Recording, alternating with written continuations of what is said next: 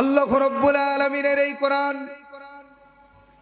কালামুল্লাহ শরীফ, এই কিতাবকে যদি প্রশ্ন করা হয়, ও কোরআন, আমাদের একটা বাড়ি আছে, থাকার জায়গা আছে, তোমার বাড়ি আছে নাকি? কোরআন মাজিদ বাংলা ভাষায় নয়, হিন্দিতে নয়, ইংরেজিতে নয়, আরবি ভাষায় আপনার আমার এই জবাবটা সুন্দর করে সূরা বুরুজের মধ্যে দিয়েছেন। বাল হুয়া কুরআনুম মাজিদ ফি লাওহিম মাহফুজ। আল্লাহু আকবার। এই কোরআন মাজিদ তাম পৃথিবীর মানুষের প্রশ্নের জবাব দিয়ে দিলেন। কোরআন সুন্দর করে আরবি ভাষায় বলে দিলেন, ও দুনিয়ার মানুষ শুনে রাখো, তোমার যেমন একটা লোকেশন আছে, থাকার জায়গা আছে, বাড়ি আছে, আমি মহাসম্মানিত কিতাব, আমারও একটা থাকার জায়গা আছে।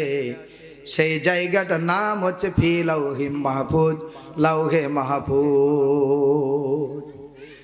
কোরআন বললেন লাউহে মাহফুজ হচ্ছে আমার বাড়ি, আর লাউহে মাহফুজ এমন একটা সুরক্ষিত জায়গা, এমন একটা স্থান, কোন বাতিল, কোন বামপন্থী, রামপন্থী, ইহুদি, খ্রিস্টান, মুনাফিক যদি সহ্য না করতে পেরে কোরআনকে জ্বালিয়ে ফেলতে পারবে, যদি পুড়িয়ে ফেলতে পারবে, ছিঁড়ে ফেলবে তাও পারবে। যদি আল্লাহ প্রতিশোধ নেন এটা পরের কথা, ঠিক কিনা?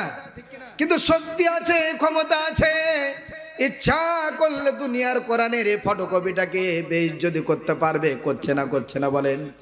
করছে না? দেশের বিভিন্ন দেশে কোরআনকে বেইজ্জতি করছে না, আগুন লাগিয়ে পুড়িয়ে দিচ্ছে। আল্লাহ রশিটা ঢিল দিয়েছে, বান্দারে সৃষ্টি করলাম আমি, দুনিয়াতে পাঠালাম আমি, রিজিক দিলাম আমি, আসমান দিলাম আমি, জমিন দিলাম আমি, বৃষ্টি দিলাম আমি, বাতাস দিলাম আমি, অক্সিজেন দিলাম আমি, আর আমার কোরআনের সাথে বেয়াদবি করো, একদিন রশি যখন টান দিব আমার কাছে ফিরে যেতে হবে। কথা ঠিক কিনা? রশি ঢিল দিয়েছিল ফেরাউনের, অহংকার বেড়ে গেল। ফেরাউন ভাবল আনা রব্বুকুমুল আ'লা, আমার চাইতে বড় রব আর কে হতে পারে? অহংকার হয়ে গেল। তাহলে শক্তি আছে, ক্ষমতা আছে, কোরআনকে বেইজ্জত করতে পারে কেন? কথাটা বললাম দেখেন, দুনিয়ার কোরআনটাকে পুড়িয়ে ফেলতে পারে। আল্লাহ আফসোস করে বলছে, বান্দারে এত কিছু দিলাম, কোনো কীর্তন তো নেই, মাথা নত নেই, অহংকার করে কোরআনটাকে পুড়িয়ে দিলা। ফেরাউনের রশি ঢিল দিয়েছিলাম, নমরুদের রশি ঢিল দিয়েছিলাম, সাদ্দাদের রশি ঢিল দিয়েছিলাম, আবু জেহেলের রশিটা ঢিল দিয়েছিলাম, কিন্তু যখন আমি রশি ধরে টান দিয়েছি, সব ক্ষমতা মাটির সাথে বিলীন হয়ে ধ্বংস হয়ে মাটির সাথে মিশিয়ে গিয়েছে। কথা বলে? কত জালেম দেখলাম, যারাই বাহাদুরি করেছে, অহংকারী করেছে, সময়ের সাপেক্ষে আল্লাহ থাপ্পড় দিয়ে চেয়ার থেকে নিচে নামিয়ে দিয়েছে। কথা বলেন? এজন্য অহংকারী একজনই করবেন, তিনি কে? আল্লাহ। সুবহানাল্লাহ বলেন। সকল ক্ষমতার একচ্ছত্র মালিক কে বলেন? আকাশ সৃষ্টি করেছেন কে? জমিন সৃষ্টি করেছেন কে? বাতাস সৃষ্টি করেছেন কে? অক্সিজেন দিচ্ছেন কে? রিজিকের মালিক কে? হায়াতের মালিক যিনি, রিজিকের মালিক তিনি, মৌতের মালিক তিনি। তাহলে আপনার আমার অহংকার মানাই না, করাও ঠিক হবে না। একমাত্র অহংকার করবেন আল্লাহ।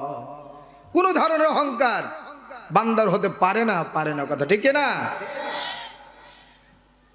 তাহলে আল্লাহ বললেন দুনিয়ার কোরআনটাকে পুড়িয়ে ফেলতে পারবে, কিন্তু সংরক্ষিত লাউহে মাহফুজে যে কোরআনটাকে সংরক্ষণ করে রেখেছি, এ কোরআনকে বেইজ্জত দূরের কথা, তোমার অপবিত্র হাত দিয়ে কোরআনটাকে ছুঁয়েও দেখতে পারবে না। আচ্ছা, লাউহে মাহফুজে কে যেতে পারবেন? এরকম কেউ আছে? কোন শক্তি ক্ষমতা আছে কি? পারবে না। এজন্য আল্লাহ কোরআনের মূল কপিটাকে কোথায় রেখেছেন? এই যে কথা বলছেন, বলেন লাউহে মাহফুজে। আমি কিন্তু অযৌক্তিক একটাও কথা বলবো না। কোরআন আয়াত দিয়ে সূরা বুরুজে বলছেন যে আমার একটা বাড়ি আছে, থাকার জায়গা, সেটার নাম হচ্ছে লাউহে মাহফুজ। তাহলে প্রশ্ন করেছি, কোরআন জবাব দিয়েছে না দেয়নি? আবার কোরআনকে প্রশ্ন করেন, ও কোরআন, তুমি লাউহে মাহফুজ থেকে এই দুনিয়াতে কোন মাসে এসেছো? কোরআন সুন্দর করে বলে দিলেন, শাহরু রমাদানাল্লাযী উনজিলা ফীহিল কুরআন। কোরআন বলে দিলেন, পবিত্র মাহে রমজান মাসের লাইলাতুল কদরে আমি কোরআনটাকে আল্লাহ তাআলা লাউহে মাহফুজ থেকে এ দুনিয়াতে বিশ্ব নবীর উপরে নাজিল করেছে। তাহলে প্রশ্ন করলাম দুইটি, জবাব পেয়েছি তো? আপনার আমার হাজার লক্ষ কোটি কোটি যদি মনের মধ্যে প্রশ্ন থাকে, কোরআন দিতে পারবে না পারবে না বলেন? সময় হবে না অত বলার, কয়েকটি বলে শেষ করব। কোরআনকে যদি আবার প্রশ্ন করা হয়, কোরআন জানলাম পবিত্র মাহে রমজান মাসে নাজিল হয়েছে, কিসের কারণে? কোরআনটাকে আল্লাহ আসমান থেকে লাউহে মাহফুজ থেকে দুনিয়াতে পাঠিয়েছে, বিশ্ব নবীর উপরে নাজিল করেছে। কারণটা কি কোরআন একটু বলো। কোরআন সুন্দর করে বলে দিলেন, কিতাবুন আনজালনাহু ইলাইকা লিতুখরিজান নাসা মিনাজ যুলুমাতি ইলান নূর। আল্লাহু আকবার। কোরআন তেলাওয়াতের পরে আল্লাহু আকবার বলবেন, তাহলে নেকি বেড়ে যাবে, আল্লাহ খুশি হয়ে যাবে। আলহামদুলিল্লাহ বলেন। কারণ কোরআন শুনলে মজা লাগে না লাগে না? সূরা ফাতিহা দিনের রাতে 5 ওয়াক্ত নামাজে কত শুনি ইমামের পিছনে, কোনোদিন বিরক্ত হয়েছে কেউ? পিছন থেকে স্লোগান এসেছে, হুজুর সূরা ফাতিহা বাদ দিয়ে আজকে অন্য সূরা বলবেন, ভালো লাগে না। নাউজুবিল্লাহ। কেউ কি বলেছে? কেউ বলবে? এটা ইমাম সাহেব যখন পড়ে তখনই নতুন সুবহানাল্লাহ। এটাই হচ্ছে কোরআনের জীবন্ত মুজিজা। বিশ্ব নবী চলে গিয়েছেন, কিন্তু কোরআনের জীবন্ত মুজিজা দুনিয়াতে রেখে গিয়েছেন। যখনই কোরআন তেলাওয়াত করা হয় আর শোনা হয় তখনই টাটকা। আলহামদুলিল্লাহ বলেন। আল্লাহু আকবার। কি কোরআনের মতো কিতাব আর পৃথিবীতে আর আছে? আসবে? আসবে না। তাহলে কোরআনকে নাজিল কিসের কারণে করা হলো?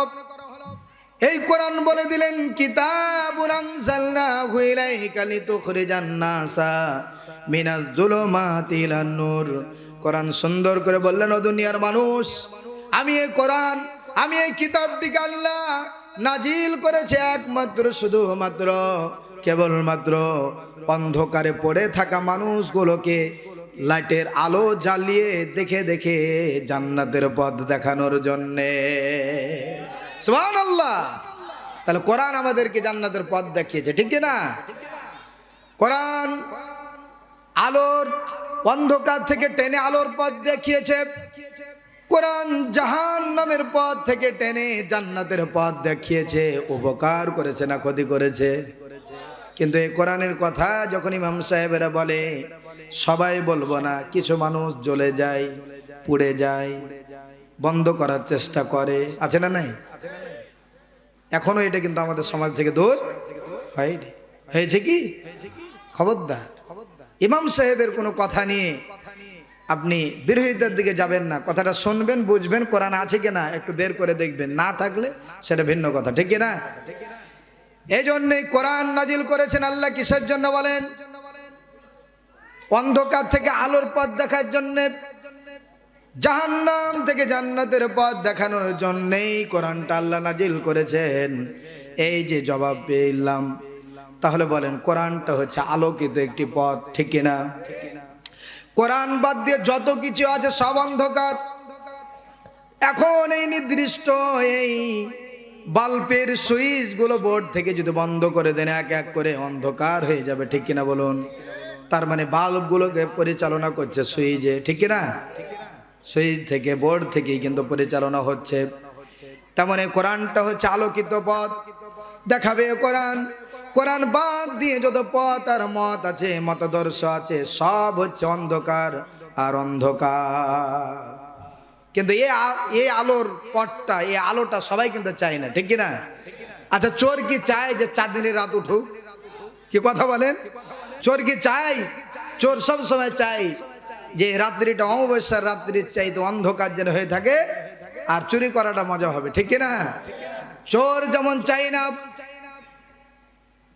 আজকে রাত্রিটা চাঁদনির রাত হোক, আলোকিত রাত হোক, তার ব্যবসাটা ভাটা পড়ে যাবে, চুরি করাটা মজা হবে না। তেমন সবার কথা বলবো না, হাতে গোনা কিছু লোক আছে সব সহ্য হয়, কোরআন সহ্য হয় না। তারাও চায় না এই কোরআনটা সমাজে আর রাষ্ট্রে বাস্তবায়ন হোক, চাই না। কিন্তু কোরআন ছাড়া অন্ধকার, শান্তি পাওয়া যাবে না, ঠিক কিনা? স্বাধীনের বয়স 54 বছর। কত? 54 বছর কেউ কোরআন দিয়ে রাষ্ট্র চালাই না, দেশ চালায়নি, এজন্য শান্তিও পাইনি। আগামী দিন যেন কোরআন দিয়ে রাষ্ট্র চলে, দেশ পরিচালনা হয়, এটা আমরা চাই না, চাই না। কোরআনের রাষ্ট্রটা কেমন হয়, কোরআনের দেশটা কেমন হয় দেখতে চান আপনারা? দেখতে চান? এটা কি আমাদের মনের স্বপ্ন আছে না, যে কোরআন দিয়ে রাষ্ট্র চলবে, দেশ পরিচালনা হবে, একটা পরিবার চলবে, শিক্ষা অঙ্গন চলবে, বিচার অঙ্গন চলবে, সব জায়গাতে কোরআন দিয়ে সব কিছু পরিচালনা হবে, অফিস আদালত সব জায়গাতে। এই স্বপ্ন আমাদের আছে না নাই? এই স্বপ্ন ছিল আমাদের কোরআনের পাখির। আহা, সুবহানাল্লাহ, কি স্বপ্ন ছিল জাতির কাছে। খেয়ে না খেয়ে ঘুরে ঘুরে মানুষকে কোরআনের পথে ডাকলেন, কত সুন্দর কথা বললেন, জাতি চিনতে পারল না, ভালো পথে ডাকলেন, ভালো কথা বললেন। জাতি তাকে উপহার তো দিলেন না, শাস্তি দিয়ে জেলখানাতে বন্দি করে রাখলে। তার মনের একটা স্বপ্ন ছিল, আল্লাহ কোরআনে আলোকিত সমাজ, আলোকিত দেশ যেন কায়েম হোক, এটা আমি চাই, এটা যেন দেখে যেতে পারি। স্বপ্ন ছিল, স্বপ্নই থেকে গেল। আল্লাহর হুকুমে তাকে শাহাদাতের মৃত্যু দিয়ে আল্লাহ তাআলা তাকে ডেকে নিয়েছেন মেহমান হিসেবে, ঠিক কিনা? যে যাই বলুক, কোরআনের পথে চলতে চলতে যারা মারা যাবে, ইনশাআল্লাহ কোরআন তাদেরকে টেনে জান্নাত পর্যন্ত পৌঁছে দিবে। আলহামদুলিল্লাহ, আমরা কোরআনের পথে থাকতে চাই না ইনশাআল্লাহ। তাহলে দেখেন, কোরআন ছাড়া, আয়াত ছাড়া একটাও কথা বলবে না ইনশাআল্লাহ। তাহলে দেখে, কোরআন নাজিল করেছেন একমাত্র অন্ধকার থেকে আলোর পথ দেখানোর জন্যে। এজন্য আলো পেতে হলে কোরআনের কাছে ফিরে আসতে হবে, শান্তি পেতে হলে কোরআনের কাছে ফিরে আসতে হবে, নিরাপত্তা পেতে হলে কোরআনের কাছে ফিরে আসতে হবে, ভালো মানুষ হতে গেলে কোরআনের কাছে ফিরে আসতে হবে, জান্নাত যেতে হলে কোরআনের কাছে ফিরে আসতে হবে। কোরআন ছাড়া বাঁচার কোনো উপায় নাই। তারপরে যদি এই কোরআনকে প্রশ্ন করা হয়, ও কোরআন, বিশেষ করে আমরা বাংলাদেশের মানুষ বিপদে পড়েছি, মহা বিপদে পড়েছি। এক দলের নেতা কর্মী বলে আমার নেতা অমুক, আর এক দলের নেতা কর্মী বলছে আমার দলের নেতা হচ্ছে অমুক, বলছে না? আর এক দলের নেতা কর্মীরা বলছে নাঙ্গল পার্টি, জাতীয় পার্টি, হোসেন মোহাম্মদ এরশাদ আমাদের আদর্শ নেতা, বলছে না? একদল জনসংখ্যা কম হোক কিন্তু আছে না নাই, বলছে আমার নেতা অমুক, আমাদের আদর্শবান নেতা অমুক। এই যে একজন করে নেতাগুলো ভাগ করে নিয়েছে। আল্লাহর কোরআন বলে, বান্দারে, দুনিয়ার তোমার এই নেতাগুলো তোমার আদর্শ নেতা হতে পারে না, তোমার একমাত্র আদর্শ নেতা কে হবে কোরআন থেকে জেনে না। সুবহানাল্লাহ বলেন। সব নেতাবাদ। কোরআন সূরা আহজাবের 21 নম্বর আয়াতে বলেন, লাকাদ কানা লাকুম ফি রাসূলিল্লাহি উসওয়াতুন হাসানা। সুবহানাল্লাহ। কোরআন বলছে দুনিয়ার কোনো মানুষ তোমার আদর্শ নেতা হতে পারে না, তোমার জীবন চলার আদর্শবান নেতা হতে পারে না। এই নেতা কিয়ামতের ময়দানে বাঁচাতে পারবে না। একমাত্র, শুধুমাত্র, কেবলমাত্র তোমার আদর্শবান নেতা একজনই, যার স্থান সরাসরি আল্লাহর পরেই, তিনি হচ্ছে মদিনাওয়ালা কামলিওয়ালা বিশ্ব নবী জনাব মুহাম্মদ রাসূলুল্লাহ। আল্লাহু আকবার। যিনি মদিনাওয়ালা কামলিওয়ালা রাহবার আলমদার নবী, মায়ার নবী, করুণা ছবি, সারাটা জীবন কোরআনের জন্য কত কষ্ট করেছেন, ইসলামের জন্য রক্ত ঝরিয়েছেন, মানুষের কাছে মায়ের খেয়েছেন, বাড়ি ঘর ছেড়তে হয়েছে। 52 জন সাহাবীকে সাথে নিয়ে সিবি আবু তালেবের গিরি গুহাতে মানবতার জীবন জেলখানাতে কাটাতে হয়েছে। খাওয়ানে দাওয়ানে পানি নেই, গাছের কচি কচি পাতাগুলো খেয়ে খেয়ে বিশ্বনবী এবং সাহাবা আজমাইন জীবন কাটিয়েছে 3 বছর জেলখানাতে। যে বিশ্বনবী এত কষ্ট করেছেন কোরআনের জন্যে, সেই বিশ্বনবীকে এবং কোরআনকে তোমরা ভুলে যেও না। ভোলার কোন অপশন আছে? ভোলার কোন অপশন নেই, কারণ কোরআন আপনাকে নিয়ে যাবে জান্নাতে আর সাফায়াত করবেন বিশ্বনবী, ঠিক কি না?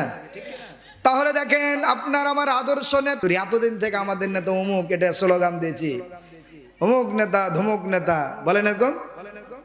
আবার নেতার সার্টিফিকেট আমরা দিই, জনগণ পিছন থেকে দেন এরকম।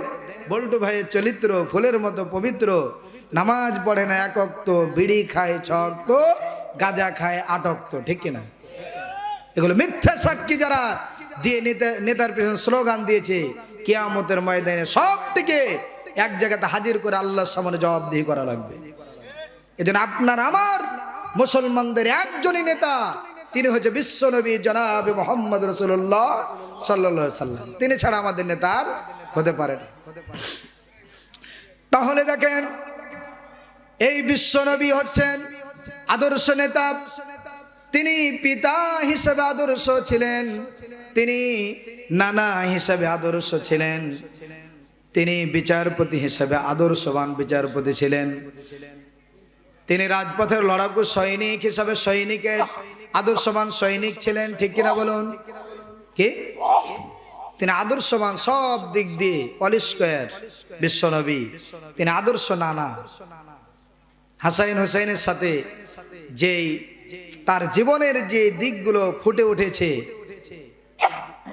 এই যারা নানা আছে তাদেরকে শিক্ষা নিতে হবে বিশ্বনবীর কাছ থেকে, কেমন নানা হওয়া দরকার, ঠিক কিনা? একবার এক সময় বিশ্বনবী জনাব মুহাম্মদ রাসূলুল্লাহ সাল্লাল্লাহু আলাইহি ওয়াসাল্লাম মসজিদ নববীতে বসে, দূর থেকে কিছু পণ্ডিতেরা এসেছেন ইসলাম জানার জন্য। বিশ্বনবী তাদেরকে নিয়ে কোরআনের তালিম দিচ্ছেন, তারা প্রশ্ন করছেন, বিশ্বনবী জবাব দিচ্ছেন। গুরুত্বপূর্ণ একটা মজলিস চলছেন। পাশে বসে আছেন আবু বকর, ওমর, উসমান, আলী বসে আছেন, বিশ্বনবী মধ্যখানে বসে আছেন। এমন সময়তে কিছু সাহাবা আজমাইন বারান্দাতে দাঁড়িয়ে আছেন, কেউ আসলে যেন ডিস্টার্ব না করতে পারে। এমন সময় হুসাইন রাদিয়াল্লাহু তাআলা বিশ্বনবীকে বাড়িতে খুঁজে যখন পাই নাই, হুসাইন রাদিয়াল্লাহু তাআলা দৌড় দিয়ে মসজিদে নববীর দিকে বিশ্বনবীকে খোঁজার জন্য দৌড়িয়ে চলে আসছে। না দেখতে পেলে পেরেশানির মধ্যে পড়ে যেতেন, টেনশনের মধ্যে পড়ে যেতেন। ক্ষুধা লেগে আছে, বাড়তে খাবার নেই, বিশ্বনবীর চেহারার দিকে দেখলেই ক্ষুধা নিবারণ হয়ে যেত। সুবহানাল্লাহ। এতিম ছেলেগুলো বিশ্বনবীর চেহারার দিকে দেখলে পিতামাতা হারার শোকটা ভুলে যেত। আল্লাহু আকবার। এই তো নবী, যে বিশ্বনবী রাস্তা দিয়ে হেঁটেছেন, মেঘমালা আকাশে এসে তাকে ছায়া দিয়ে দিয়ে সুন্দর করে রোদ থেকে ঢেকে ঢেকে বাড়ি পর্যন্ত পৌঁছে দিয়েছে। সুবহানাল্লাহ বলবেন না? এই তো নবী। আর কোন ব্যক্তির জন্য এটা হয়েছে যে বিশ্বনবীর মাথার উপরে সূর্যের তাপটাকে ঢেকে দিয়ে মেঘমালা ছায়া দেয়? আল্লাহু আকবার। কি নবী, যিনি জাতির জন্য যেটা হ্যাঁ বলেছেন হালাল হয়ে গিয়েছে, যেটা না বলেছেন হারাম হয়ে গিয়েছে। সুবহানাল্লাহ। এই তো নবী। এই মায়া ভরা নবী বসে তালিম দিচ্ছেন। হুসাইন না দেখতে পেয়ে দৌড় দিয়ে এসেছেন। হুসাইন রাদিয়াল্লাহু তাআলা দৌড় দিয়ে ভিতরে প্রবেশ করবেন। এ সময় ওমর রাদিয়াল্লাহু তাআলা বলছেন, এই দাঁড়াও, কোথায় যাচ্ছ, কি কারণে যাচ্ছ, কাকে খুঁজছো? ও হুসাইন একটু দাঁড়াও। তিনি বললেন, আমি আমার নানাকে না বাড়িতে না পেয়ে আমি তো পাগল হয়ে পড়েছি। বিশ্বনবীকে আমার নানাকে একটা নজর না দেখলে আমার ছটপটে থামবে না। বলছে ঠিক আছে, দেখো, পরে দেখো। দূর থেকে মহাপণ্ডিত গুলো এসেছে, বিভিন্ন বিষয় নিয়ে তাদের সাথে কথা চলছে, তাদের সাথে কোরআনের তালিম চলছে, এখন ডিস্টার্ব করো না। হুসাইন রাদিয়াল্লাহু তাআলা বলছেন, কাকে কি বলো? তোমাদের আমাদের বিশ্ব নবীকে গিয়ে বলো হুসাইন এসেছে, অটোমেটিক আমার নাম শুনলে প্রবেশ করার জন্য অনুমতি দিবেন। ওমর রাদিয়াল্লাহু তাআলা একটু রেগে গেলেন। ওমর বলছে, এই কেমন কি বলো, পিচ্চি ছেলে, এত বড় বড় কথা বলো। হুসাইন রাদিয়াল্লাহু তাআলা বলছেন, ও বিশ্ব নবীর সাহাবী, বিশিষ্ট সাহাবী, ও গো চাচা যান, আপনি বিচলিত হয়েন না, রাগান্বিত হয়েন না যে নবীর কোরআন শোনার জন্য এত আপনার পাগল। সে বিশ্ব নবী চাইতে হুসাইন কোনো দিক দিয়ে ছোট নয়। সুবহানাল্লাহ। উমর তো রাগী নবী না সাহাবী, ঠিক কি না? অনেক রাগী। জি, উমর রাদিয়াল্লাহু তাআলা নাম শয়তান শুনেছে, যে রাস্তা দিয়ে গেছে এই রাস্তা দিয়ে উমর গেছে, মেপে মেপে গনে গনে, একদিন দুই দিন নয়, এক মাস নয়, 40 দিন পর্যন্ত ওই রাস্তা দিয়ে, উমরের রাস্তা দিয়ে শয়তান 40 দিন পর্যন্ত যায়নি। একবার মসজিদ নববীর মধ্যে পাশে শয়তান ঢোকার চেষ্টা করছেন, এই মুহূর্তে ছোট একটি শয়তান বড় শয়তানকে বলছে এখান দিয়ে যাওয়া যাবে না। হ্যাঁ বেটা, কেন যাওয়া যাবে না? কে বাধা হয়ে দাঁড়াচ্ছে? না তো সামনে গিয়ে উমর, সামনে উমর দাঁড়িয়ে আছে, উমরের নাম শুনে ছোট বড় শয়তান দিয়েছে একখারে দৌড়ান, ওখান থেকে ভাগ। তাহলে যে শয়তান পর্যন্ত উমরকে দেখে ভয় পেয়ে যেত, উমর রাদিয়াল্লাহু তাআলা রেগে বলছেন কি বলছো তুমি? এটা আমার বিশ্ব নবীর চাইতে তুমি বড়, সব দিক দিয়ে তুমি বড়, এটার প্রমাণ দেখাতে পারবে? হুসাইন রাদিয়াল্লাহু তাআলা বললেন, যেই প্রমাণের দেখে দেখে যে প্রমাণগুলো হুসাইন দিতে পারে না, সেটা হুসাইন কখনো বলে না। আজকে আমি দেখিয়ে দিতে চাই, বিশ্ব নবীর চাইতে আমি হুসাইন সব দিক দিয়েই বড়। এ কথা শুনে উমর যে ভেতরে বলতে থামেন, চুপেন, মারাত্মক কথা হুসাইন একটা বলেছে, লম্বা ঘটনা শর্ট করে বলছি, মারাত্মক কথা বলেছে। রাসূল সাল্লাল্লাহু আলাইহি ওয়াসাল্লাম বলছে কি এমন কথা? হুসাইন বলছে সব দিক দিয়ে নাকি আমাদের বিশ্ব নবীর চাইতে হুসাইন বড়। এটা কি বলেন তো সহ্য হয়? বলছে ভাই সবাইকে লক্ষ্য করে বিশ্ব নবী বলছে হুসাইন এটা কি বলেছো নানু, এদিকে আসো। যে অবশ্যই বলেছি তো, যে কথার প্রমাণ হুসাইন দিতে পারে না, হুসাইন কখনো এটা বলে না, আমি বলেছি তার প্রমাণ দেব। বিশ্ব নবীর পাশে নিয়ে বললেন হুসাইন কথা কিন্তু ছোট বড় নিয়ে অনেক বড় কথা বলেছো, সবাই রাগান্বিত হয়ে পড়েছে, এটার প্রশ্নের জবাব দাও তুমি। হুসাইন রাদিয়াল্লাহু তাআলা বলছেন ও নানা, আগে বলেন আপনার মায়ের নাম কি? আপনার মায়ের নামটা কি? বিশ্বনবী বললেন আমার মায়ের নাম তো হচ্ছে আমেনা। হুসাইন রাদিয়াল্লাহু তাআলা বলছেন না না, রাগ করবেন না, আমেনাকে দুনিয়ার মানুষ কতজন মানুষ চিনে, এবং ইসলামের বড় ধরনের কি এমন অবদান রয়েছে, কিন্তু আমার মাকে আপনি চিনেন না। আমার মা হচ্ছে সাইয়্যিদাতুন নিসা, সকল মহিলাদের জান্নাতের সরদারনি। যে আমার মাকে বিশ্ব নবী না দেখলে কলিজাটা ছটপট শুরু হয়ে যেত। শুধু তাই নয় নানা, আমার মায়ের ব্যাপারে বিশ্ব নবী বলেছেন যারা ফাতেমাকে কষ্ট দিবে তারা যেন আমি রাসূলকে কষ্ট দিবে, আর যে ফাতেমাকে খুশি রাখবে সে যেন আমি রাসূলকে খুশি রাখবে। সে আমার মা হচ্ছে ফাতেমাতুজ জোহরা। তাহলে আপনার মা আমেনা, আমার মা ফাতেমা, আপনার মায়ের চাইতে আমার মার মর্যাদা অনেক বেশি। কথা ঠিক কিনা বলুন? কত দিক দিয়ে তার গুণাবলী আছে। আচ্ছা বলেন আপনার বাবার নাম কি? বিশ্বনবী বললেন আমার বাবার নাম হচ্ছে কি? বলেন আব্দুল্লাহ। নাম কি? আব্দুল্লাহ। হুসাইন রাদিয়াল্লাহু তাআলা বললেন ওগো নানা জান, আব্দুল্লাহকে দুনিয়ার কয়জন মানুষ চেনে, এবং উল্লেখযোগ্য ইসলামের কি এমন অবদান আছে আব্দুল্লাহর, কিন্তু আমার বাবাকে আপনি চেনেন না। আমার বাবা হচ্ছে সেই বাবা, আমার বাবার ব্যাপারে বিশ্বনবী বলেছেন তিনি হচ্ছে আসাদুল্লাহিল গালিব, তিনি হচ্ছে কাফেরদের জন্য বাঘ। জিহাদের ময়দানে আমার বাবাকে, আমার বাবার নামটা শুনলে অস্ত্র ফেলে যে কাফেররা পালিয়ে যেত, সে আমার বাবা হচ্ছে হযরত আলী রাদিয়াল্লাহু তাআলা।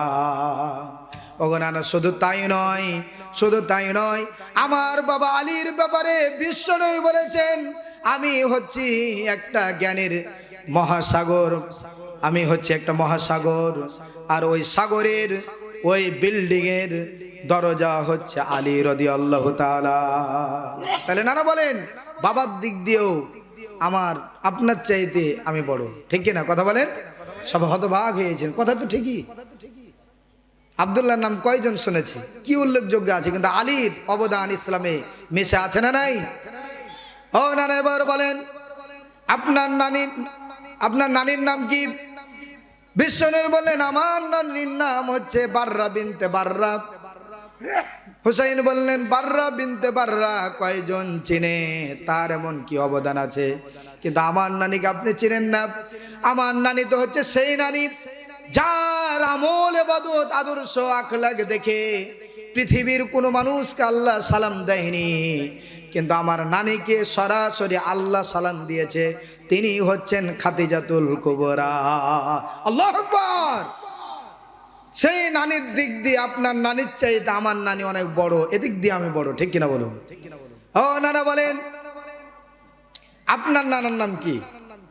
সবাই কিন্তু একেবারে রাগান্বিত মানুষগুলো ধীরে ধীরে গরম মানুষগুলো নরম হয়ে যাচ্ছে, কারণ যুক্তি দিয়ে হুসাইন রাদিয়াল্লাহু তাআলা রাসূলকে ফেল করে দিচ্ছে। কথা ঠিক কিনা বলুন? নানা কাকে বলে, নাতি কাকে বলে দেখেন। এখন বললেন ও নানা, আপনি বলেন আপনার নানার নাম কি? বিশ্বনবী বললেন আমার নানার নাম হচ্ছে ওয়াহাব জোহরি। নাম কি? আচ্ছা, ওয়াহাব জোহরি এখানে কয়জন শুনেছেন? কয়বার শুনেছেন? শুনেছেন? খুবই কম। বিশ্বনবী বললেন আমার নানার নাম হচ্ছে ওয়াহাব জোহরি। হুসাইন রাদিয়াল্লাহু তাআলা বললেন ও নানাজি, ওয়াহাব জোহরিকে দুনিয়ার কয়জন মানুষ চেনে? ইসলামের তেমন কি অবদান আছে?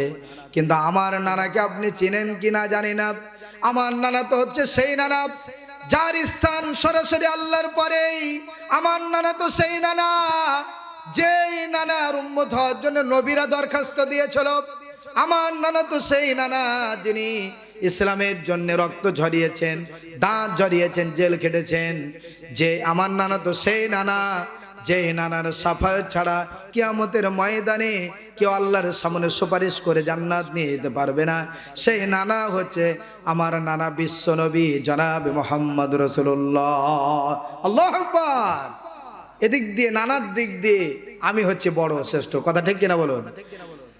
হুসাইন রাদিয়াল্লাহু তাআলার এই যুক্তি দেখে বিশ্বনবী তো অবাক হয়ে গেলেন, হতবাক হয়ে গেলেন। যারা রাগান্বিত হয়েছিলেন গরম মানুষগুলো নরম হয়ে গেলেন। হুসাইনকে বিশ্বনবী কোলে নিয়ে গালে কপালে সুন্দর করে চুমা দিয়ে বললেন ওগো নানা হুসাইন, আজকে সত্যি যুক্তির কাছে আমি বিশ্বনবী হেরে গেলাম। আল্লাহু আকবার। কেন কথাটা বললাম? এই যে বিশ্বনবী আদর্শ নানা, ঠিক কিনা? এদিক দিয়ে আদর্শ নানা। তিনি ছোট বাচ্চাদেরকে ভালোবাসতেন, ধমক দিতেন না। ধমক দেওয়া যাবে কি? তাহলে দেখেন, কোরআন জীবন্ত কিতাব, এটা মৃত কিতাব নয়। এই কোরআন আজকে কথা বলতে পারে না, কিন্তু কিয়ামতের ময়দানে সব বলে দিবে। কারা পক্ষে ছিল বলে দিবে, কারা বিপক্ষে ছিল বলে দিবে, কারা কোরআনের সাথে ভালো আচরণ করেছে বলে দিবে, কারণ কোরআন তেলাওয়াত করেছে এটা বলে দিবে, আর কারা কোরআনের বিরোধিতা করেছে কিয়ামতের ময়দানে বলে দিবে। এটা জীবন্ত কিতাব, আজ কথা বলছে না, কিন্তু কিয়ামতের ময়দানে বলবে। এই জন্য কোরআনের সাথে আমাদের আচরণ ভালো হবে না খারাপ হবে? কথা বলেন। কোরআনের সাথে আমাদের বন্ধুত্ব সম্পর্ক না শত্রুর সম্পর্ক? বন্ধুত্ব হতে হবে। তাহলে কোরআন আপনাকে আমাকে কিয়ামতের ময়দানে ভুলে যাবে না। এই কোরআনকে যা প্রশ্ন করবেন তাই পাবেন। তাহলে বিশ্বনবী দেখেন কত আদর্শ নেতা। অন্য কোন নেতার নাম যদি কেউ একবার বলেন একটা নেকি হবে নাকি? হবে? কিন্তু বিশ্বনবীর উপরে যদি কেউ দুরূদ পড়ে, ফজিলত আছে না নাই? সওয়াব আছে না নাই? নেকি আছে না নাই? বিশ্বনবী বলেন কোন ব্যক্তি যদি আমার প্রতি একবার সংক্ষিপ্ত দুরূদ সাল্লাল্লাহু আলাইহি ওয়াসাল্লাম দুরূদটা পড়ে, তাহলে আল্লাহ রাব্বুল আলামিন তার আমল নামার মধ্যে গুনাহগুলো 10টা কাটিয়ে দিবেন, আর 10টা নেকি ওই জায়গাতে আল্লাহ বসিয়ে দিবে। তাহলে 10টা গুনাহ মাফ আর 10টা নেকি যোগ হয়ে যাবে। শুধু তাই না, বিশ্বনবী বলেন 10টা গুনাহ মাফ হবে। আমার প্রতি সংক্ষিপ্ত দুরূদ পড়লে 10টা নেকি যোগ হবে, আর ওই ব্যক্তির উপরে আল্লাহ তাআলা 10টি রহমত আর 10টি মর্যাদা বৃদ্ধি করে দিবে। বিশ্বনবীর দুরূদ পড়া দরকার আছে না নাই? শ্রেষ্ঠ দুরূদ দুরূদ ইব্রাহিম।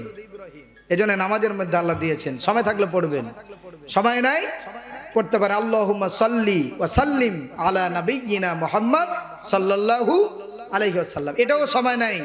তাহলে সাল্লাল্লাহু আলাইহি সাল্লাম সংক্ষিপ্ত দুরূদ পড়তে পারবো তো ইনশাআল্লাহ? বলেন। দুরূদের যে মর্যাদা, যে ফজিলত কিভাবে বোঝায়? অল্প সময় তো চলে যাচ্ছে, প্রধান মেহমান আসবে, অনেক কথা আছে। একবার এক সময় আবু জেহেল মসজিদ নববী থেকে দূরে আছেন, আর মসজিদ নববীর সামনে আলী রাদিয়াল্লাহু তাআলা বসে আছে। দুরূদের কি মর্যাদা বলতে গিয়ে ঘটনাটা এসেছে, ছোট্ট করে বলতে চাই। একজন ভিক্ষুক আবু জেহেলকে লক্ষ্য করে এসে বলছেন, নেতা আমাকে কিছু দেন, আমাকে সহযোগিতা করেন, কয়েকদিন থেকে কিছু খাইনি। আবু জেহেল একটু ব্যঙ্গ করে বললেন, ওই যে মসজিদে নববীর সামনে ইসলাম বসে আছে, মোল্লা বসে আছে, কে? আলী। কে এরকম মোল্লা করে, মোল্লাদেরকে একটু টিটকারি করে বলে না মানুষ, এটা করা যাবে না। এই যে মোল্লা বসে আছে তার কাছে কিছু চাও। ভিক্ষুকটা বুঝতে পারেনি, চিনতে পারেনি যে এই তো আলী। তিনি গেলেন, সালাম দিলেন, আলীকে সালামের জবাব দিলেন। আবু জেহেল দেখিয়ে দিয়েছেন এই কারণে সে তো কিছুই দিতে পারবে না, গরিব। যখন দিতে পারবে না, একটা দুর্নাম হবে, তখন ফিরে চলে আসবে, তখন আলীর এবং ইসলামের দুর্নাম হবে। এজন্য ক্রিটিসাইজ মূলক ফকিরটাকে আলীর কাছে পাঠিয়েছে। এই ভিক্ষুক সালাম দিলেন। ভিক্ষুক বললেন, ও আল্লাহর বান্দা, আমাকে কিছু আপনি সহযোগিতা করেন। কয়েকদিন থেকে না খেয়ে শরীরটা শুকিয়ে পড়েছে, দুর্বল হয়ে গিয়েছে, নিস্তেজ হয়ে গিয়েছে। আলী রাদিয়াল্লাহু তাআলা মনে মনে বলছেন, আমি তো, আমার কাছে তেমন তো কিছু নেই। আকাশ প্রাণে তাকালেন, আল্লাহকে স্মরণ করে বলছে, ও ভাই, ভিক্ষুক হাতটা দেন, ডান হাতটা দেন। ডান হাতটা হাতে নিয়ে হাতের তালুর ওপরে বিশ্ব নবীর ওপর সংক্ষিপ্ত দুরূদটা পড়ে 3টা ফু দিলেন। 3টা ফু দিয়ে ওই ভিক্ষুককে বললেন, ভাই, এই হাতের মুঠটা এখানে খুলবেন না, এই হাতের মুঠটা আবু জেহেলের সামনে খুলবে। এই ভিক্ষুক আবু জেহেলের সামনে গেলেন। আবু জেহেল বলছেন, ও ভিক্ষুক, ও আল্লাহর বান্দা, ওই যে ইসলাম, ওই যে আলী, ওই ব্যক্তি কি তোমাকে কিছু দিয়েছে নাকি? ভিক্ষুক বলছে, কি দিয়েছে আমি নিজেও জানি না। কি দিয়েছে নিজেও জানি না, কিন্তু ফু দিয়েছে আমার হাতে, আর বলেছে আবু জেহেলের সামনে খুলবে, সরকারের সামনে, প্রেসিডেন্টের সামনে, নেতার সামনে খুলবে। তো খুলে দেখি কি আছে, কি থাকবে হাতের মুঠে? কি আল্লাহর হুকুম, আল্লাহর নাম নিয়ে ভিক্ষুক হাতের মুঠটা খোলার সাথে সাথেই দুরূদের বরকতে একটা মুক্তার দানা ওই ভিক্ষুকের হাতে চলে এসেছে। সুবহানাল্লাহ বলেন। একটা মুক্তার দানা যদি এত বড় হয়, 14 গোষ্ঠী পার হতে, কথা বলেন, ওটা বেচি 14 গোষ্ঠী খেতে পারবে, কথা বলেন। কারণ মুক্তার দানা তো বুঝতে পারছেন কত দামি। কি আল্লাহর হুকুম, ভিক্ষুক তো অবাক। আবু জেহেলের চোখ তো কপালের ওপর, বেকায়দায় পড়লে হাতি, চাঞ্চিকায় মারে লাথি, ঠিক কিনা? আবু জেহেল তো বেকায়দায় পড়েছি, হলো কি এটা? ভাবনা একটা হয়ে গেল আর একটা। ক্রিটিসাইজ করার জন্য, আলীকে ছোট করার জন্য এটা করেছে, কিন্তু এটা কে করেছে বলেন? আল্লাহ করেছে। অবাক হয়ে গেলেন ভিক্ষুক, অবাক। মুক্তার দানা আলীকে যে জিজ্ঞাসা করলেন, ও আল্লাহর বান্দা, কি এমন মেডিসিন দিয়েছ, কি এমন দোয়া পড়েছ যে ওটার ওসিলাতে আমার হাতে মুক্তার দানা? আলী রাদিয়াল্লাহু তাআলা বলছেন, তেমন আমার কাছে কোনো মেডিসিন ছিল না। বিশ্ব নবীর ওপরে আমি দোয়া, দুরূদ, আল্লাহর নাম নিয়ে আল্লাহর উপর ভরসা করে দুরূদ পড়েছি। দুরূদের বরকতে আল্লাহ তোমার খালি হাতটা মুক্তার দানা দিয়ে ভরপুর করেছে। আল্লাহু আকবার। ভাই এটা দেন না, দেন সমস্যা, দেন। তাহলে দুরূদ পড়বেন তো। এই ছোট্ট আজকে দ্বিতীয় মেহমান, এখান থেকে বেশি শিক্ষা না পারলে এই শিক্ষাটা নেন। চলাতে ফিরাতে, উঠাতে, ঘুম যাওয়াতে, ঘুম থেকে উঠাতে, নিরিবিলি বসে থাকাতে, সব সময়ের জন্য সংক্ষিপ্ত দুরূদটা আমরা পড়তে পারবো না? পারবো না ইনশাআল্লাহ বলেন। দুরূদের 10টা ফজিলত বলতে গেলে সময় চলে যাবে। আরেকটা বলি, দুরূদ যারা কন্টিনিউ, নিয়মিত যারা আমল করবে, কিয়ামতের ময়দানে বিশ্ব নবী দুরূদ পড়া ব্যক্তিদেরকে রাসূল নিজেই খুঁজে খুঁজে জান্নাতে নিয়ে যাবেন। সুবহানাল্লাহ বলেন। তাহলে দুরূদ পড়া দরকার আছে না? আজকে আমার এই 1 ঘন্টার আলোচনা থেকে এই শিক্ষাটা নেন যে আজকে থেকে দুরূদ সুযোগ পেলেই দুরূদ পড়ব। বিশ্বনবী বললেন একবার, এই সাহাবীরা বলো তো, সবচেয়ে দুনিয়াতে আকাশের নিচে জমিনের উপরে কৃপণকে? একজন সাহাবী দাঁড়িয়ে বললেন, হুজুর, যারা দান করে না এরা কৃপণ। যারা মানুষকে, আরেকজন বলছে যারা সহযোগিতা করে না তারা কৃপণ। যারা মানুষের পাশে দাঁড়ায় না, বিপদে কিছু সহযোগিতা করে না তারা কৃপণ? রাসূল বললেন না, সবচেয়ে আকাশের নিচে জমিনের উপর ওই ব্যক্তি কৃপণ যে ব্যক্তি আমি রাসূলের নাম শোনার পর সংক্ষিপ্ত দুরূদ সাল্লাল্লাহু আলাইহি ওয়াসাল্লাম দুরূদটা পড়লো না, এরা হচ্ছে কৃপণ। তাহলে দেখেন, আমার কি কৃপণ হতে চাই? কথা বলেন। এই জন্য দুরূদটা, এই আমলটা করেন আমার আলোচনা থেকে। এখন কোরআনকে এভাবে যদি আমরা প্রশ্ন করি, হাজার না লক্ষ প্রশ্ন যদি করি, এক এক করে কোরআন তার জবাব দিতে পারবে না? পারবে না। কোরআনকে এবার প্রশ্ন করি, ও কোরআন, ইসলামের পথে, কোরআনের পথে, ইসলামী আন্দোলনের পথে মসজিদে রাসূলের মাদ্রাসায় দান করলে, ও কোরআন বলো কি হবে, লাভ হবে কতটুকু লাভ হবে? কোরআন সুন্দর করে 4 নম্বর পারার প্রথম লাইনের প্রথম আয়াতের মধ্যে সুন্দর করে বলে দিলেন, লান তানালুল বিররা হাত্তা তুনফিকু মিম্মা তুহিব্বুন। আল্লাহু আকবার। কোরআন সুন্দর করে বলে দিলেন, যতক্ষণ তোমরা তোমাদের প্রিয় জিনিসটি আল্লাহর রাহে, আল্লাহর পথে, আল্লাহর মসজিদে দান না করবে, ততক্ষণ পর্যন্ত তোমরা পূর্ণ সওয়াব পাবে না। তাহলে দেখেন, দান করতে হবে কিন্তু প্রিয়টা দান করতে হবে, দান করতে হবে কিন্তু ভালোটা করতে হবে, সেরাটা করতে হবে। কথা ঠিক কিনা? এজন্য আমরা দেখবেন গাছের মধ্যে সেরা ফল যেটা, এটাই আমরা মসজিদে দিই, ঠিক কিনা?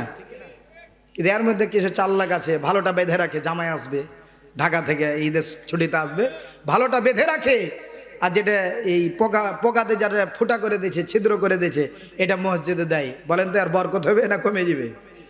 এটা নিয়াত গুণে বরকত, ঠিক না? নিয়াতটাকে, মনটাকে বড় করেন, আল্লাহ একটার দ্বারাতে 10টা দিয়ে ভরপুর করে দিবে। কথা ঠিক কিনা বলুন? আল্লাহকে দিতে পারে না? আল্লাহ বলছেন, আমার পথে মসজিদে যদি কেউ একটা ফল দেয়, এটার বদলতে আমি আল্লাহ তাকে ঠগাবো না। একটার বদলতে আমি রব বান্দাকে 10টি দিয়ে ধন্য করে দিব। সুবহানাল্লাহ। তাহলে দেখেন, আল্লাহ ওয়াদা করছেন, ইন্নাকা লা তুখলিফুল মিয়াদ, আমার ওয়াদা হচ্ছে সত্য, যারা আমাকে একটা দিবে আমি তাকে 10টা দেব। কয়টা দেব? একবার এক সময় বিশ্বনবীর কলিজার টুকরা, নয়নের পুতুলি, ছোট্ট মেয়ে, নাম কি বলেন, বিবি ফাতেমা অসুস্থ হয়ে আছেন, জ্বর আর ঠান্ডাতে ক্লান্ত শ্রান্ত হয়ে দুর্বল হয়ে পড়েছেন। আলী পাশে এসে বলছেন, ও বিবি ফাতেমা, তুমি তো কয়েকদিন থেকে না খেয়ে শুকিয়ে গেলে, কিছু খেতে চাও নাকি? বিবি ফাতেমা বললেন, ও গো আলী, আমি তো খেতে চাই, কিভাবে এনে দিবে? স্বামী আলী বলছেন, ও বিবি ফাতেমা বলো, চেষ্টা করব। সুবহানাল্লাহ বলেন, তুমি বলো, আমি চেষ্টা করব। বিবি ফাতেমা বললেন, ও আলী, আমার এই মুহূর্তে ইচ্ছা হয়েছে বেদানা খাওয়ার, বেদানা যদি এনে দিতে পারতে খুশি হতাম, এটা আমার ইচ্ছা হয়েছে, বেদানা খাওয়ার। আলী বলছে, বাড়তে তো কিছু নাই, বেদানা কিভাবে কি করা যায়? বাড়তে যা ছিল সেগুলো সম্বল নিয়ে বাজারে চলে গেলেন। বাজারে গিয়ে সেরা বেদানাটা, সুন্দর বেদানাটা, আলী যা ছিল তা বেচে দিয়ে বেদানাটা কিনে নিয়ে আসলেন। নিয়ে রাস্তা চলছেন, একজন ভিক্ষুক এসে সালাম দিলেন। সালাম দিয়ে বলছেন, ও আল্লাহর প্রতীক, 5 দিন থেকে কিছুই খাই নাই, দুর্বল হয়ে পড়েছি, পথ চলতে পারি না। ও গো আল্লাহর বান্দা, যদি আমাকে কিছু খাদ্য দিতে, সেটা খেয়ে আমার জীবনটা বাঁচত। আলী বুঝে ফেলেছে আল্লাহর পক্ষ থেকে পরীক্ষা হতে পারে, ঠিক কিনা? আল্লাহর পক্ষ থেকে পরীক্ষা হতে পারে। তারা জান্নাতি মেহমান, দুনিয়াতেই জান্নাত পেয়েছিলেন, তারা বুঝবে না তো কারা বুঝবে? আলী বলছেন, কি খেতে চাও? ভিক্ষুক বলছে, বেদানা। কি? একটা বেদানা নিয়ে যাচ্ছে কার জন্যে? বিবি ফাতেমার জন্যে। চাচ্ছেন এই ভিক্ষুক, তিনি ভাবা চিন্তা বাদ দিয়ে, বুদ্ধি পরামর্শ বাদ দিয়ে সিদ্ধান্ত নিয়ে নিলেন, তিনি পটলার মধ্য থেকে বেদানা বের করে আল্লাহর ওপর ভরসা করে বেদানাটা ভিক্ষুকের হাতে দিয়ে দিলেন। ভিক্ষুকের একটা স্বভাব ভালো আছে, দেখবেন, একটা ভালো কিছু পেলেই হাত দুটা তুলে আল্লাহর কাছে দোয়া করে। কথা বলেন, আছে না? কিন্তু এখন এই মডেল ডিজিটাল কিছু ভিক্ষুক 10 টাকা দিল লাইনে, এরকম আছে না? আবার বলে, এত দেরি হয়েছে, তাড়াতাড়ি দাও। এরে বা, এর মশান দেখেছেন, ফকির কমিটির সভাপতি, ঠিক না? ফকির কমিটির সভাপতি, আবার মোবাইল নাম্বার থাকে, যত কমিটি ফকির আছে সবার কমিটির সভাপতি তিনি, মানে মেজাজ দেখে কেটা। আলী রাদিয়াল্লাহু তাআলা সিদ্ধান্ত ছাড়াই ভিক্ষুকে দিয়ে দিলেন। ভিক্ষুক আনন্দিত হয়ে খুশি হয়ে হাত দুটি আকাশ প্রাণী আল্লাহর কাছে তুলে দিয়ে বললে, আল্লাহ আমাকে যে একটা দিয়েছে তুমি 10টা দিয়ে ধন্য করে দাও। আলী রাদিয়াল্লাহু তাআলা ভাবলেন এটা দোয়া করেছে, আল্লাহ যদি দেয় তা হতে পারে। তিনি চলে গেলেন, বাড়ি যাচ্ছেন আর ভাবছেন বিবি ফাতেমাকে কি জবাব দেব। দরজাতে ঢুকছেন, ভিতরে গিয়ে বললেন, ও বিবি ফাতেমা, তোমার কথা মতো আমি বাজারে গিয়ে একটা বেদানা কিনেছিলাম। রাস্তা চলতে গিয়ে একজন ভিক্ষুক এসে বলছেন, বাবা কিছু দাও, কি নেবা? বেদানা।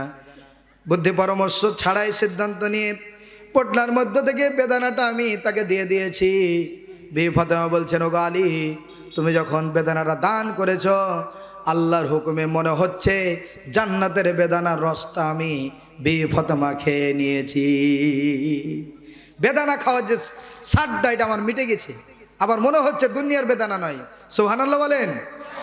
এই মুহূর্তে দুজনের মধ্যে কথা চলছে, হঠাৎ করে একজন ব্যক্তি নক করছেন, এসে বলছেন, ও আলী বাড়িতে আছো নাকি? দরজাটা খুলে দাও।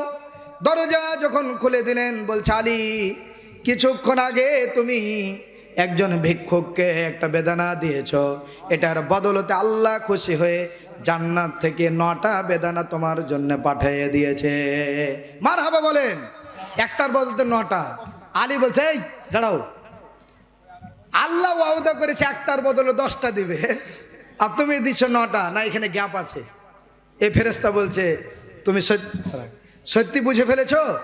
আসলে সত্যি আল্লাহ জান্নাতের বেদানা, তোমার একটা বেদানা দানের বদলতে আল্লাহ 10টা দিয়েছে। কিন্তু তোমার ইমানি পরীক্ষা দেখছিলাম, একটা আমি লুকিয়ে রেখেছি আমার জব্বার পকেটের মধ্যে, যে বুঝতে পারে কিনা। ও আলী, তুমি এজন্যই দুনিয়াতে জান্নাত পেয়েছো, তোমার ইমানে এত তরুতাজা, এত জজবাত তোমার ইমানের মধ্যে। সত্যি তোমার জন্য 10টা বেদানা। কয়টি? তাহলে একটা দান করলে বদলে তো কয়টা পাওয়া যাবে? যা হোক, আজ শেষ। এখন মূল কথা হচ্ছে মসজিদ তৈরি হবে। কি তৈরি হবে বলেন? জান্নাত জাহান্নাম কয়টি বলেন তো?